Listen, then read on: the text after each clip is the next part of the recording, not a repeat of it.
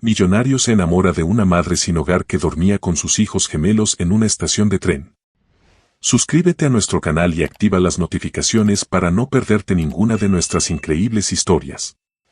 El primer rayo de sol apenas rozaba los techos oxidados de la vieja estación cuando Estefanía Costa abrió los ojos. La madrugada todavía pesaba en el aire, fría y cortante como un cuchillo mal afilado. Se incorporó lentamente sobre el maltrecho colchón que había logrado rescatar meses atrás y, en silencio, arropó mejor a sus dos pequeños, Matías y Nicolás, que dormían abrazados, buscando calor el uno en el otro. Durante un momento se permitió mirar sus rostros. Esos rostros inocentes, serenos, ajenos a la crudeza que los rodeaba. Se los quedaba mirando como quien guarda un tesoro secreto en el pecho, sabiendo que, pese a todo, seguía siendo millonaria en lo único que importaba, el amor. Estefanía Costa, de apenas 33 años, había tenido una vida distinta no hacía tanto tiempo. Profesora de ballet clásico, dueña de una pequeña academia que era su pasión y su sustento, se había forjado un espacio en su comunidad, enseñando a niñas y adolescentes a danzar con gracia y disciplina. Pero la vida, cruel e imprevisible, la golpeó con brutalidad 4 años atrás, cuando su esposo, el amor de su vida, murió en un trágico accidente automovilístico. Matías y Nicolás apenas tenían 1 año cuando la tragedia la dejó viuda y sola, con 2 bocas pequeñas que alimentar y un corazón hecho pedazos. El dolor apenas le dio tiempo para llorar.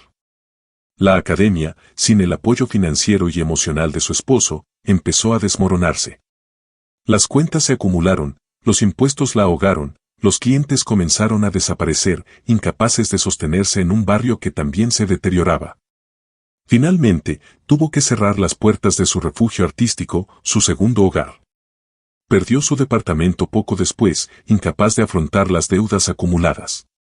Sin familia cercana, sin una red de apoyo a la cual recurrir, sin amigos dispuestos a tenderle una mano real y no solo palabras vacías, Estefanía se vio obligada a improvisar un refugio donde nadie buscaba. Una estación de tren abandonada en las afueras de la ciudad. Allí, en un rincón olvidado de lo que alguna vez fue una sala de espera, instaló un pequeño colchón para los 3, algunas mantas rescatadas de la basura y una cocinilla a gas portátil que algún desconocido, quizás movido por compasión, había dejado a su alcance. Desde entonces, vivía en condiciones extremas, enfrentando la dureza del clima, la indiferencia de la ciudad y el miedo constante a lo desconocido. Y sin embargo, a pesar del frío, del abandono y de la soledad, Estefanía se negaba a rendirse. Se puso de pie con cuidado de no hacer ruido. El concreto bajo sus pies descalzos estaba helado. Se frotó los brazos, venciendo el temblor que nacía desde los huesos, y caminó hacia una cubeta donde había dejado agua la noche anterior. El líquido estaba gélido, pero no importaba. Mojó una toalla pequeña y se lavó el rostro, los brazos, el cuello. Era un acto de dignidad más que de higiene. Era su forma de decirle al mundo, y sobre todo a ella misma, que aún no se rendía. La estación de tren llevaba años en abandono. Grafitis cubrían las paredes agrietadas, los cristales rotos dejaban entrar el viento como cuchillas, y los andenes, antes bulliciosos, ahora eran nidos de polvo y soledad. No obstante, entre todo aquel olvido, Estefanía había encontrado su pequeño mundo. Sacó del fondo de una bolsa la muda de ropa más limpia que les quedaba y, uno por uno, fue despertando a sus hijos. Los pequeños, acostumbrados a la rutina, se desperezaron con sonrisas somnolientas. ¿Hoy también vamos a volar, mamá?, preguntó Nicolás, frotándose los ojos. Estefanía sonrió, esa sonrisa tibia que solo las madres que conocen la adversidad saben dar. Claro que sí, mi vida. Hoy también volaremos. Los vistió con cuidado, peinó sus cabecitas con las manos, y les dio un beso a cada uno. Luego, en ese pedazo de piso que había barrido el día anterior con una escoba improvisada, extendió una manta y comenzó su primera lección del día, ballet. No había música, salvo el viento colándose entre las paredes. No había espejo, salvo el reflejo tembloroso de un charco. Pero sí había pasión. Estefanía enderezó la espalda, levantó los brazos, y mostró a sus hijos cómo encontrar belleza aún en medio de la ruina. Plie, relevé, tendo. Los niños la imitaban con risas y tropezones. Cada movimiento, Cada paso era una afirmación de vida. Mientras sus pequeños giraban y se equilibraban con torpeza infantil, ella les hablaba de constancia, de disciplina, de la fuerza invisible que hace a las personas verdaderamente grandes. Cuando terminó la práctica, sacó de su improvisada cocina un termo con té tibio y unos trozos de pan duro. Desayunaron sentados en círculo, compartiendo bocados, inventando historias sobre trenes mágicos y viajes a lugares donde nunca llovía adentro de las estaciones. Después, llegó la parte más difícil, salir a buscar trabajo. Cada día era una nueva batalla. Estefanía tomaba de la mano a sus gemelos, caminaba con la cabeza erguida por las calles polvorientas y preguntaba en tiendas, cafeterías, pequeños negocios. Ofrecía sus servicios con cortesía, con humildad, pero sin humillación. Sin embargo, las respuestas eran casi siempre las mismas: ya tenemos a alguien, no estamos contratando, regrese otro día. Y a veces, la peor de todas, el silencio incómodo de quien no quiere ver. Algunos transeúntes la miraban de reojo, con esa mezcla de lástima y sospecha que tan bien conocía. Otros, simplemente desviaban la mirada, como si su existencia fuera una incomodidad que preferían ignorar. Pero Estefanía no permitía que sus hijos lo notaran. Para ellos, cada jornada era una aventura, cada puerta cerrada era un intento más cerca de lograrlo. Cuando regresaban a la estación, cansados y con las manos vacías, ella encontraba la manera de inventar juegos, de convertir cajas abandonadas en castillos, de hacer que la tarde pasara envuelta en risas y no en quejas. Al caer la noche, después de la cena frugal, Estefanía sacaba un pequeño cuaderno de tapas arrugadas y les leía cuentos. A veces los inventaba, a veces recordaba fragmentos de historias que su madre le contaba de niña. Y cuando sus hijos finalmente cerraban los ojos, ella se permitía mirar al techo ruinoso y, en silencio, llorar. No era un llanto escandaloso. Era un susurro de lágrimas contenidas, de preguntas sin respuesta, de cansancio acumulado. Pero nunca frente a ellos. Jamás permitiría que Matías y Nicolás pensaran que su madre era débil. Aquella noche, mientras recogía los pocos utensilios, escuchó voces masculinas al fondo del andén. Se tensó de inmediato, siempre alerta a cualquier peligro. Se acercó sigilosamente a una columna derruida y aguzó el oído. «La demolición empieza en 2 semanas, ¿no?», preguntó un hombre. «Sí», respondió otro. «Ya dieron la orden. Vamos a limpiar todo esto. Ni ratas van a quedar». Estefanía sintió como un nudo se formaba en su estómago. Se apoyó contra la fría columna, cerrando los ojos por un instante. 2 semanas. 14 días. Después de eso, no tendría ni siquiera este refugio precario. Regresó junto a sus hijos, que dormían ajenos al peligro inminente. Se sentó a su lado y, con manos temblorosas, les acarició el cabello. Luego, entrelazó sus pequeños dedos con los suyos y apretó con fuerza, como anclándose a la promesa silenciosa que se había hecho desde el primer día: protegerlos, no importa cómo, no importa dónde. El viento silbaba entre las paredes vacías, llevando consigo el eco de un futuro incierto. Pero Estefanía no pensaba rendirse. No mientras aún pudiera abrazar a sus hijos. No mientras aún pudiera enseñarles a soñar, incluso en medio de la ruina. Porque mientras quedara amor en su corazón, la estación vacía seguiría teniendo vida. La ciudad despertaba envuelta en una neblina espesa que difuminaba los contornos de los edificios, como si alguien hubiera pasado un trapo húmedo sobre el horizonte. Desde la altura imponente de su penthouse, Fernando Magno observaba ese paisaje gris con una taza de café en la mano. El aroma del grano importado llenaba el aire, pero no lograba romper la frialdad del espacio. Todo en su hogar hablaba de perfección: mármol pulido, muebles de diseño italiano, obras de arte modernas colgando de paredes inmaculadas. Y sin embargo, el silencio era tan absoluto que a veces Fernando se sorprendía deseando escuchar algo más que el zumbido sutil del sistema de ventilación. Era un hombre que había aprendido a dominar el caos externo construyendo muros internos. Desde su juventud, había entendido que el éxito no era para los blandos. Su padre, un magnate frío y exigente, le había inculcado que los sentimientos eran un lujo peligroso, una grieta por donde se colaban las debilidades. Y Fernando había seguido esa lección al pie de la letra. A sus 38 años, lideraba Magno Constructora, una empresa que había transformado barrios olvidados en complejos residenciales de lujo, multiplicando sus inversiones y consolidando su nombre entre los gigantes del sector inmobiliario. Cada proyecto era una joya arquitectónica. Cada movimiento, una jugada calculada. No había espacio para el error. No había espacio para la duda.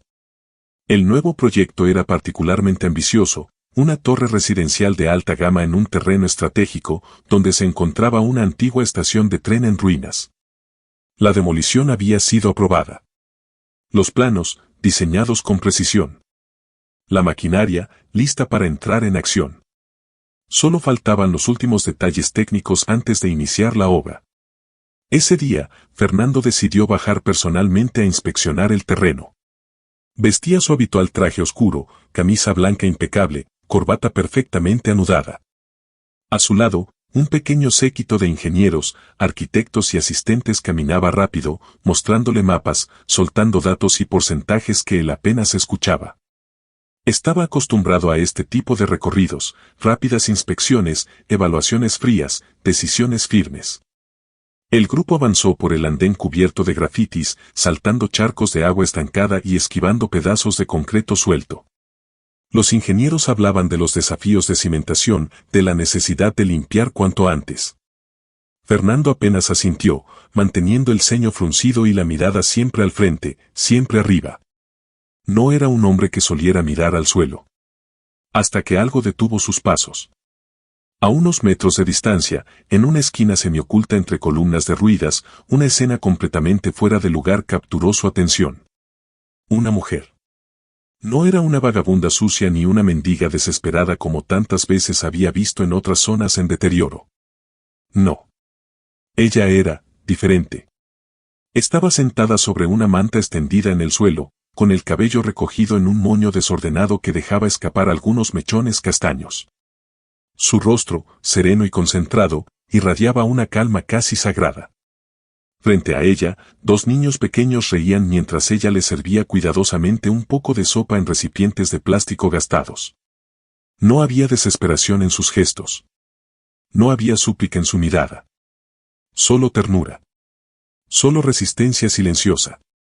Los ingenieros siguieron caminando, sin notar nada. Pero Fernando no pudo moverse. Se quedó allí, clavado, como si alguien le hubiera atado los pies al suelo. Observó cómo la mujer partía un trozo de pan en dos y se lo daba a los pequeños con una sonrisa que iluminaba brevemente el rincón más sombrío de aquella estación olvidada. La escena era tan absurda, tan incongruente en medio de aquel paisaje de abandono, que por un instante Fernando sintió que el mundo entero se había detenido. Un murmullo de su asistente lo sacó de su ensimismamiento. ¿Señor Magno?, preguntó el joven, sin entender por qué su jefe se había quedado rezagado. Si estás disfrutando de esta historia, no olvides suscribirte al canal y darle me gusta al video. Fernando no respondió. Solo hizo un gesto breve con la mano, indicándoles que siguieran adelante. No podía apartar la mirada de aquella mujer y sus hijos. ¿Qué hacían allí? ¿Por qué esa serenidad? ¿Por qué no pedían ayuda, no exigían, no lloraban? Sintió, por primera vez en mucho tiempo, una incomodidad que no supo nombrar. Un peso en el pecho que no tenía relación con el estrés laboral ni con las preocupaciones financieras. Finalmente, con un esfuerzo casi físico, logró moverse. Dio media vuelta y regresó hacia donde estaba su coche, dejando que su equipo siguiera la inspección sin él. El resto del día fue un desfile de compromisos que atendió en piloto automático, reuniones de directorio, llamadas de inversionistas, revisiones de contratos. Pero su mente, traicionera, volvía una y otra vez a aquella escena. Por la noche, en su penthouse perfectamente iluminado, extendió los planos del nuevo proyecto sobre la enorme mesa de su despacho. Miró las líneas rectas, los cálculos precisos, las proyecciones de ganancias. Todo era perfecto. Todo era como debía ser. Y sin embargo, cerró los ojos, exhalando un suspiro pesado. La imagen de la mujer en la estación volvió a él con una nitidez dolorosa, el modo en que arropaba a los niños, la forma en que sus dedos sostenían la cuchara con delicadeza. La risa limpia de los pequeños retumbando en las paredes agrietadas. ¿Por qué no podía quitársela de la cabeza? Se pasó una mano por el rostro, frustrado consigo mismo. Había visto pobreza antes. Había pasado junto a ella sin detenerse. Era parte del paisaje urbano, una nota al pie en la historia del progreso. Y sin embargo, esa mujer había perforado su blindaje emocional con una simple escena de ternura. Esa noche no durmió. Se revolvió en la cama, mirando el techo, contando los segundos, intentando ahogar el torbellino de pensamientos que lo asaltaba. Pero la imagen seguía allí, persistente, invadiendo su mente con más fuerza de la que estaba dispuesto a admitir. Cuando amaneció, Fernando tomó una decisión impulsiva, algo que no solía permitirse. Se vistió con ropa sencilla, jeans, una camiseta gris, una chaqueta ligera. Dejó el reloj caro en el cajón, cambió sus zapatos de cuero por unos tenis gastados, y salió de su edificio sin avisarle a nadie. Condujo solo hasta la vieja estación. Aparcó a una distancia prudente y se acercó a pie, con las manos en los bolsillos y la mirada baja. No sabía exactamente qué buscaba. Tal vez comprobar que la escena había sido un espejismo. Tal vez convencerse de que había exagerado. Que no había nada especial en aquella mujer ni en sus hijos. Que podía seguir adelante con su vida perfectamente organizada. Pero cuando llegó al andén, la vio de nuevo. Allí estaba, arrodillada frente a sus pequeños, peinándolos con paciencia. Sus movimientos eran suaves, meticulosos, como si, en medio de la ruina, insistiera en enseñarles que ellos merecían cuidado, respeto, dignidad. Fernando se quedó a la sombra de una columna, observando en silencio, incapaz de avanzar ni de retirarse. Algo dentro de él comenzó a agrietarse. Muy despacio, muy profundo. Como una grieta minúscula en un muro aparentemente indestructible. Y aunque todavía no lo sabía, esa grieta cambiaría su vida para siempre. El murmullo de la ciudad apenas llegaba a la vieja estación, como un eco lejano de un mundo que parecía no pertenecerles. Fernando Magno se mantenía oculto tras una de las columnas agrietadas, observando la pequeña escena que se desplegaba ante sus ojos. Estefanía peinando el cabello de sus hijos con una dedicación que desarmaba cualquier prejuicio. Algo en su interior, algo que no sabía que aún existía, se removía incómodo. No era compasión, no era lástima. Era algo más profundo, más visceral. Era un reconocimiento. Una especie de respeto silencioso. No podía dejar las cosas así. De regreso a su oficina temporal, un contenedor de lujo instalado a unos metros de la estación, desde donde se planeaba supervisar la futura construcción. Fernando se sentó frente a su escritorio de vidrio y se quedó mirando la pantalla de su laptop sin ver realmente nada. Sus dedos tamborileaban sobre la superficie, inquietos. Finalmente, llamó a uno de sus asistentes de confianza. «Quiero que contraten a la mujer que está en la estación», ordenó, con su tono habitual, seco e irrefutable. El joven parpadeó, desconcertado. ¿Contratarla? ¿Para qué, señor? Fernando no vaciló. Para limpieza. Que se encargue de las oficinas. Díganle que necesitamos a alguien de manera temporal, por recomendación local. Sin preguntas. Sin papeleo complicado. Que empiece mañana. El asistente asintió, aunque la sorpresa no desapareció de su rostro. Fernando sabía que la petición era extraña, fuera de protocolo. Pero no le importaba. Necesitaba acercarse. Entender. No sabía aún para qué. La mañana siguiente llegó envuelta en una luz pálida y tibia. Estefanía, desconfiada pero sin muchas alternativas, aceptó la oferta que le transmitieron dos hombres jóvenes con chalecos de obra. La idea de tener un ingreso, aunque fuera modesto, y poder alimentar mejor a Matías y Nicolás, era una oportunidad que no podía rechazar. Eso sí, dejó las cosas claras desde el principio. «No quiero caridad», dijo, firme, cuando firmaba un documento improvisado en una carpeta gastada. «Yo trabajo. No acepto limosnas». El encargado, un muchacho nervioso que no sabía muy bien cómo reaccionar, solo asintió rápidamente. Así empezó la nueva rutina. Estefanía llegaba temprano, con sus hijos de la mano, y realizaba su trabajo con una meticulosidad que impresionaba a todos. Limpiaba escritorios, organizaba materiales, desinfectaba superficies, siempre en silencio, siempre con una dignidad imperturbable. Matías y Nicolás, bien educados, se sentaban en un rincón con sus cuadernos de dibujo o se entretenían con juegos inventados mientras esperaban a su madre. Fernando, que en teoría supervisaba otras áreas, encontraba excusas cada vez más frecuentes para pasar por allí. Una firma urgente. Una revisión de planos. Una entrega inesperada. Y en cada visita furtiva, la observaba. Había algo hipnótico en la forma en que Estefanía se movía, su postura recta, sus gestos suaves, la concentración absoluta en cada tarea. Como si limpiar una ventana o acomodar papeles fuera tan importante como dar una función en el Palacio de Bellas Artes. Y más allá de la superficie, Fernando veía su luz. No era solo su elegancia natural o su belleza discreta. Era esa fuerza interior, esa calma inquebrantable, esa manera de enfrentar la adversidad con la frente en alto. No se quejaba. No pedía favores. No miraba con resentimiento. Simplemente, hacía lo que debía hacer.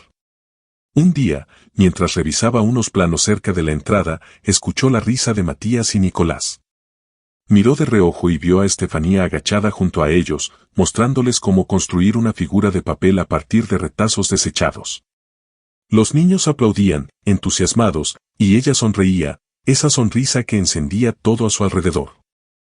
Fernando bajó la vista al papel frente a él y se dio cuenta, con cierto desconcierto, de que no había leído una sola línea en los últimos minutos. Pasaron los días. Fernando empezaba a encontrar excusas para quedarse hasta más tarde en la oficina improvisada, incluso cuando ya no era necesario. Una noche, después de una reunión extensa y agotadora, decidió volver a revisar unos documentos que había dejado en el contenedor. Cuando entró, el lugar estaba en penumbra, iluminado apenas por la luz de emergencia. Y allí, entre los andamios y las cajas apiladas, la vio. Estefanía, descalza, moviéndose con una gracia que parecía desafiar la gravedad.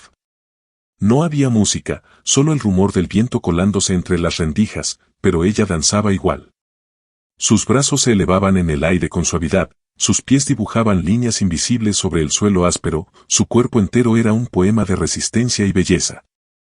Fernando se quedó inmóvil, con la respiración suspendida, temiendo que cualquier sonido rompiera la magia del momento. Ella no lo vio. O si lo vio, decidió ignorarlo. Siguió danzando, perdiéndose en su propio universo por unos minutos que parecieron eternos. Fernando sintió un nudo en la garganta. Una emoción desconocida, incómoda, poderosa, lo atravesó como una ráfaga. No era simple admiración. Era algo más crudo, más profundo. Era la conciencia dolorosa de la belleza sobreviviendo en medio de la ruina. La dignidad floreciendo donde todo parecía perdido. Cuando Estefanía terminó su breve danza, se sentó en silencio sobre una caja, respirando hondo. Sus hombros temblaban levemente, aunque no sabía si era de cansancio, de frío o de una tristeza contenida que necesitaba salir de algún modo.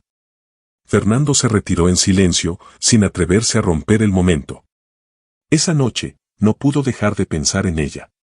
Días después, en una reunión de directorio de Magno Constructora, mientras los socios discutían entusiasmados sobre el proyecto de la torre residencial, Fernando tomó la palabra. Estoy reconsiderando el uso del terreno de la estación, dijo, con voz firme. Hubo un silencio abrupto. Algunos ejecutivos se miraron entre sí, confundidos. Otros fruncieron el ceño, claramente molestos. Uno de los inversores más veteranos carraspeó incómodo. ¿Reconsiderar? Preguntó, incrédulo. ¿Qué significa eso? Fernando sostuvo la mirada de todos, sintiendo, por primera vez, que no tenía una respuesta técnica lista. No podía hablar de números, de estudios de mercado, de rentabilidad. No podía explicar con datos la grieta que empezaba a formarse en su estructura de vida. Simplemente repitió. Necesito más tiempo para evaluar alternativas. No dio más explicaciones.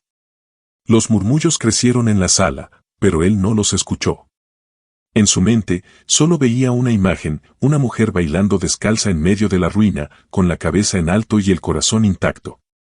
Y aunque todavía no entendía del todo qué estaba pasando dentro de él, sabía algo con absoluta certeza. Ya no podía seguir viendo el mundo de la misma manera. La primera grieta en su lógica perfecta había comenzado a abrirse. Y no había forma de detenerla. El atardecer teñía la vieja estación de un color ocre, casi melancólico, mientras las sombras se alargaban entre los escombros. Fernando Magno estaba de pie junto a una columna, con las manos en los bolsillos y la mente en guerra consigo mismo. Sabía que no podía seguir ocultándose detrás de silencios y pretextos. No con ella. Estefanía estaba acomodando unas mantas junto a sus hijos, que jugaban a lanzar piedritas en un charco seco. El viento movía con suavidad su falda sencilla y despeinaba algunos mechones sueltos de su cabello. La escena tenía una serenidad casi dolorosa. Fernando respiró hondo. Caminó hacia ella con paso firme, aunque el corazón le latía desacompasado. Cuando Estefanía lo vio acercarse, alzó la mirada. Su expresión era tranquila, pero sus ojos, esos ojos que Fernando había aprendido a admirar, parecieron leer en él algo distinto, algo que aún no había dicho. «Buenas tardes», saludó él, con la voz algo más grave de lo normal. «Buenas tardes», respondió ella, con la cortesía serena que le era natural.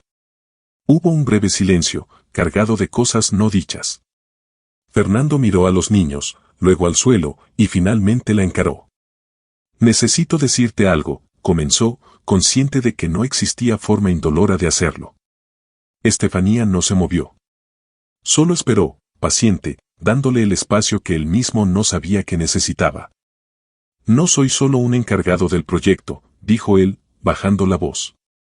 «Soy el dueño de la constructora. Soy Fernando Magno». Por un segundo, ella no reaccionó. Parpadeó lentamente, procesando la información. Luego asintió, como si aquello, de algún modo, ya lo hubiera intuido. Fernando continuó, la garganta seca.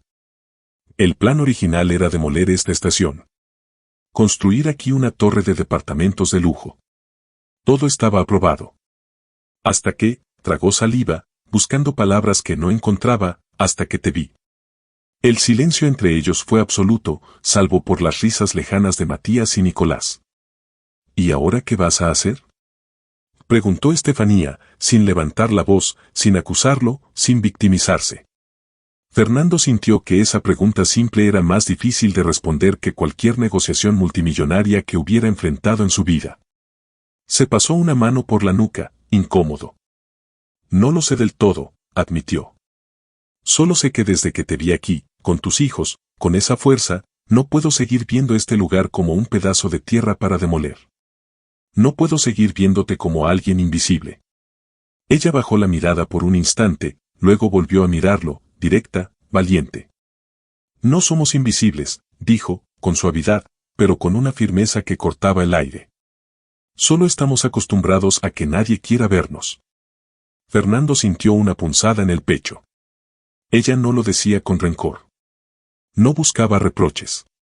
Solo enunciaba una verdad que él, en su burbuja de éxito y frialdad, nunca había querido enfrentar. Se sentaron sobre una de las cajas abandonadas. El atardecer caía lentamente, y por primera vez, Fernando dejó que el silencio se extendiera sin necesidad de llenarlo con excusas o justificaciones. Fue Estefanía quien rompió la pausa. «¿Quieres saber cómo llegué aquí?», preguntó, casi como una ofrenda. Fernando asintió, sabiendo que lo que estaba a punto de escuchar no sería fácil, pero sí necesario. Ella le contó. Le habló de su academia de ballet, de su pasión por la danza y la enseñanza. De cómo, 4 años atrás, su esposo había muerto en un accidente absurdo, dejándola sola con 2 bebés. De cómo intentó sostener su mundo con ambas manos, luchando contra deudas, traiciones de quienes decían ser amigos, puertas cerradas una tras otra. Le habló de la última vez que cruzó el umbral de su academia, cerrándola para siempre. Del eco de los pasos de sus alumnos, de la sensación de fracaso que la envolvió como un manto helado. «Perdí todo», dijo, mirando al horizonte. «Todo menos a ellos». Fernando no la interrumpió. No intentó consolarla. No hizo promesas vacías. Solo la escuchó, en silencio, permitiéndole vaciar esas heridas que ella rara vez mostraba. Cuando terminó, ella lo miró de nuevo, con esa dignidad imbatible que tanto lo desarmaba. Pero no me quebré, añadió. No porque sea fuerte, sino porque ellos no podían ver a su madre rendirse. Fernando bajó la cabeza, sintiendo una vergüenza nueva, incómoda, pero purificadora. Cuánto había juzgado, cuánto había ignorado detrás de sus paredes de cristal. Yo también perdí algo, dijo, apenas un susurro. Estefanía lo miró, invitándolo a continuar. Nunca tuve una familia de verdad. Mi padre me enseñó que los sentimientos eran un obstáculo. Que la vida era una competencia constante. Me dediqué a ganar, pero no sé qué hice con todo lo que dejé atrás en el camino. Ella sonrió, una sonrisa leve, triste y comprensiva. Tal vez, dijo, nunca es tarde para empezar a recoger lo que importa. Por primera vez en años, Fernando sintió que podía ser vulnerable sin ser juzgado, sin ser visto como débil. Ella no quería nada de él. No buscaba dinero, protección ni favores. Solo ofrecía su presencia, su escucha, su verdad. Algo dentro de él, algo que llevaba décadas enterrado, comenzó a despertar. No fue un estallido. No fue una epifanía grandiosa. Fue una sensación sencilla pero devastadora, la necesidad de construir algo que no se midiera en cifras. Algo que tuviera alma. Esa misma noche, Fernando convocó a una reunión extraordinaria con su equipo directivo. Cuando todos estuvieron sentados en la pequeña sala de conferencias, desplegando planos y presupuestos, él tomó la palabra. He tomado una decisión, anunció, sin rodeos. No construiremos la torre. Hubo un murmullo de confusión y alarma. ¿Qué? Empezó a preguntar uno de los socios, pero Fernando lo interrumpió con un gesto. En su lugar, construiremos un centro cultural, dijo. Un espacio gratuito para niños y jóvenes. Un lugar donde puedan aprender arte, música, danza. Donde puedan encontrar un refugio, un propósito. Los rostros alrededor de la mesa eran una mezcla de asombro, incredulidad y desaprobación. ¿Y quién va a gestionar eso?, preguntó otro, con tono casi burlón. Fernando sonrió apenas. Ya tengo a la persona perfecta. Y en su mente, la imagen de Estefanía bailando descalza en medio de la ruina iluminó la decisión que sabía, en el fondo de su ser, que debía tomar. Era el inicio de algo completamente nuevo. Algo que, por primera vez, valdría realmente la pena construir. El sol caía sobre la vieja estación con una luz nueva, distinta, como si el mismo cielo reconociera que algo estaba cambiando entre aquellas paredes antiguas.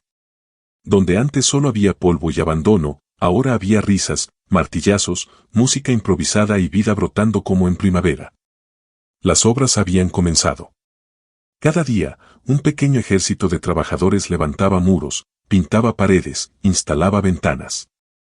Pero más importante que el concreto y la madera, era la esperanza que empezaba a echar raíces entre los escombros. Estefanía caminaba por el sitio, ahora convertida en una especie de directora de orquesta silenciosa. Con un bloc de notas en una mano y una sonrisa firme, organizaba los horarios de las clases, coordinaba los talleres de música y arte que se abrirían cuando el centro cultural estuviera listo. Recuperaba, casi sin darse cuenta, la pasión que había creído perdida, ese fuego interior que la hacía vibrar con cada proyecto, cada niño, cada posibilidad. Y Fernando estaba allí. Cada tarde, después de atender los asuntos de su constructora, llegaba con su ropa sencilla, dispuesto a ayudar en lo que fuera necesario. No era el CEO imponente que dictaba órdenes desde un despacho elegante. Era un hombre común, que cargaba tablas, barría escombros, sujetaba escaleras para los pintores. Con el tiempo, comenzó a conversar con los vecinos que se acercaban curiosos a ver la transformación del lugar.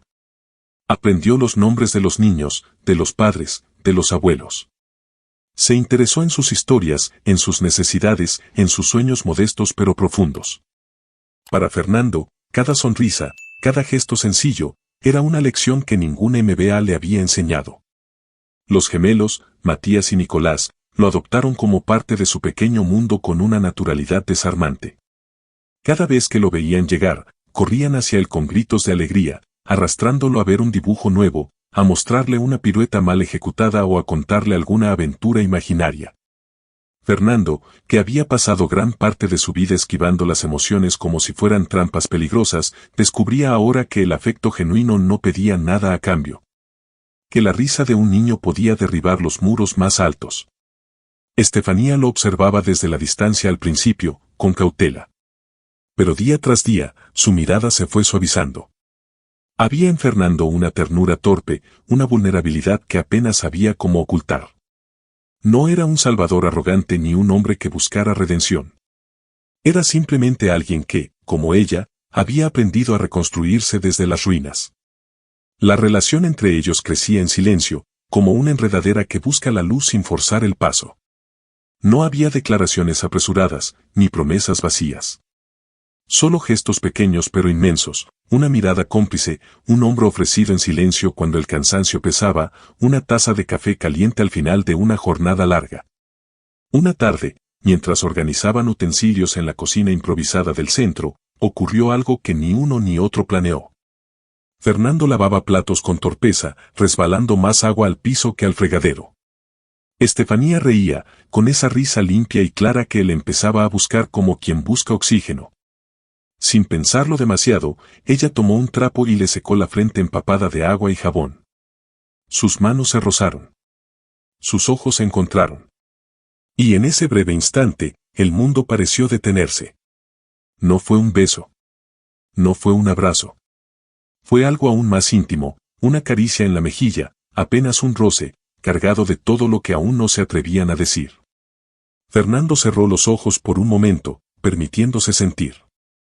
No había tenido muchos de esos momentos en su vida.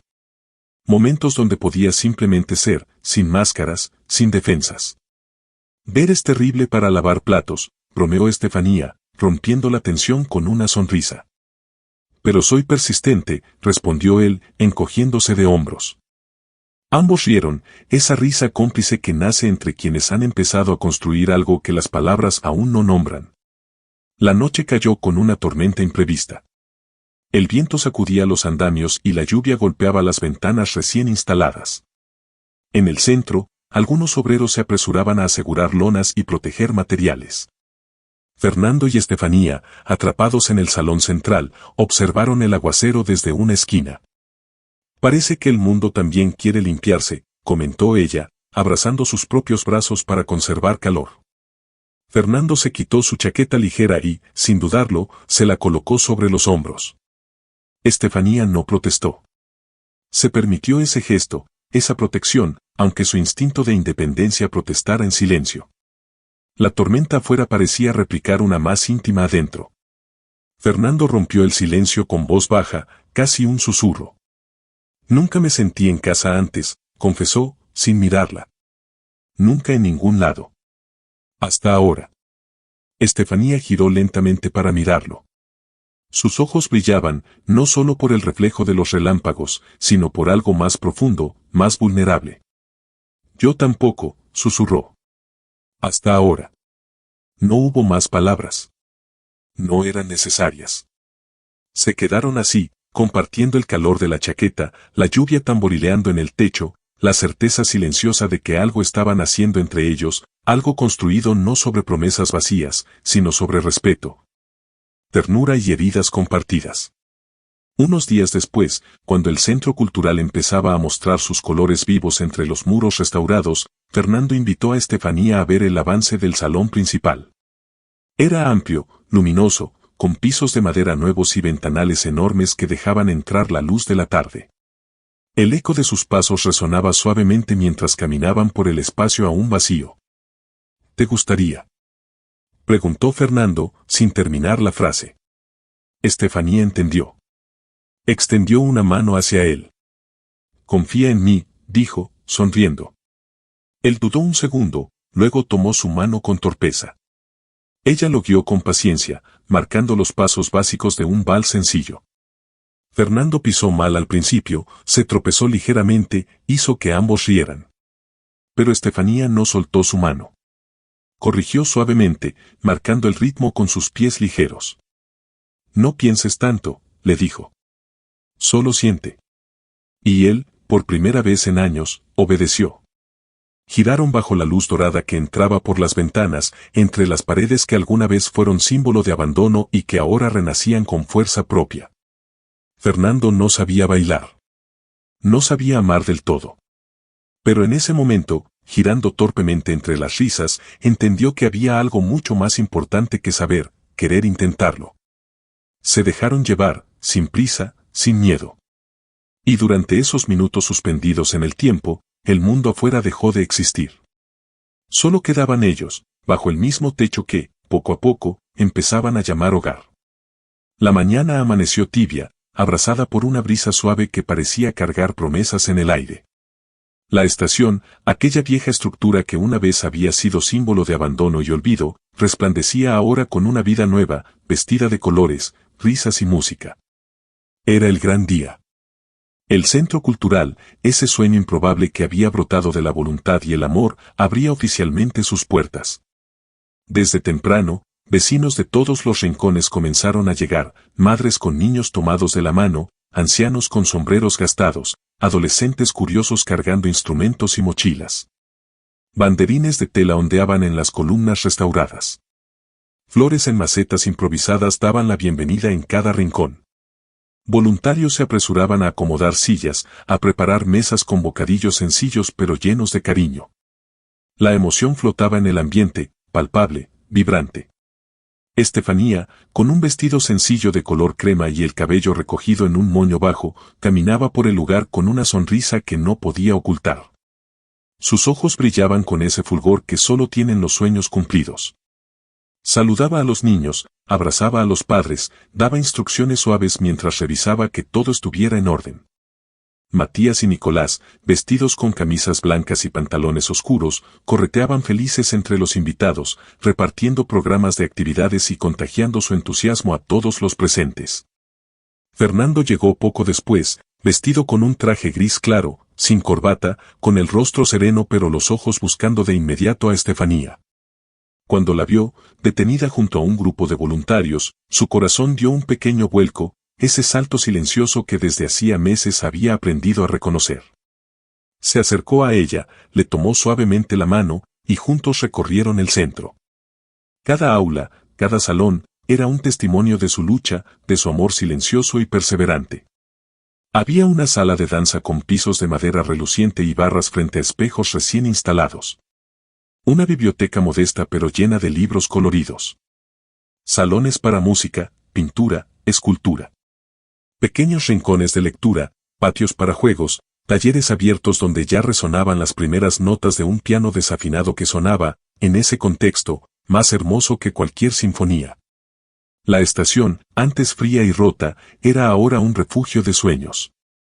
¿Recuerdas cuando todo esto era solo polvo y silencio?, murmuró Estefanía, apretando su mano. Fernando asintió, emocionado. Recuerdo que no podía verte sin quedarme sin aire, respondió. Ella sonrió, bajando la mirada con modestia, pero sin soltar su mano. El acto de inauguración comenzó poco después. Frente a un pequeño escenario improvisado, se alinearon los asistentes, padres, niños, artistas, periodistas locales curiosos por contar la historia de aquella transformación imposible. Una joven violinista interpretó un breve preludio. Luego, el director de una fundación cultural aliada dio unas palabras de apertura. Habló del poder del arte, de cómo un espacio podía cambiar vidas, de cómo una comunidad podía reconstruirse a través de la belleza. Finalmente, invitaron a Fernando Magno al escenario. Hubo un leve murmullo entre los asistentes. Algunos lo reconocían como el famoso empresario que había construido torres de lujo en toda la ciudad. ¿Qué hacía ahora aquí, en medio de un proyecto comunitario? Fernando subió al pequeño podio, respiró hondo y miró a la multitud reunida. Su voz, cuando habló, fue clara, serena, pero cargada de algo nuevo, humanidad. Hace unos meses, comenzó, vine a este lugar pensando en cuánto podía derribar y cuánto dinero podía construir sobre sus ruinas. No veía más que paredes agrietadas, vidrios rotos, abandono. No veía a las personas. No veía los sueños. Se detuvo, dejando que el silencio se acomodara entre todos. Hasta que vi a una mujer, continuó, buscando a Estefanía entre el público. Una mujer que, en medio de la ruina, no había dejado de soñar. Que, en lugar de pedir, seguía dando.